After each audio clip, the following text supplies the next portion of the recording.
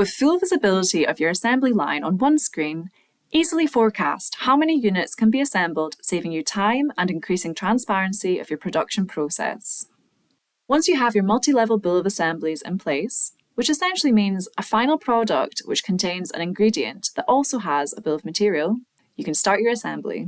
Go to Product, Assemblies, and Add Assembly. For this example, I'll take you through the process of assembling my golden lager. This functionality works really well when you select your final product and work your way back through to the beginning of your production's process. The can assemble quantity will show you the maximum amount you will be able to assemble using your current stock levels. And based on the quantities I have in stock right now for these components, I would not be able to complete this assembly. But let's change that.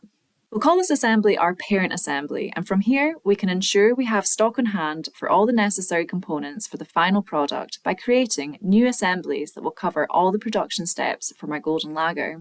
To create your sub-assemblies, click on the plus sign and a pop-up screen will appear showing you relevant stock information for this product. For this example, I need 1 bottle to complete the parent assembly, so I'll need to assemble this amount. Click on Create Subassembly and click on the orange icon to go to the new parked subassembly that has just been created.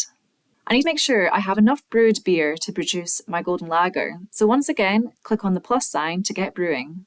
We are now at the bottom level of our production process and can start working our way back up to our final product by completing our subassemblies. I've updated some batch numbers and now I'm ready to complete this level of the assembly. Remember, you can change the quantities if needed. And to save time, you can also use the action cogs to complete the sub-assemblies. Once complete, click on Parent Assembly to navigate your way back. Now you can complete this assembly for the final product.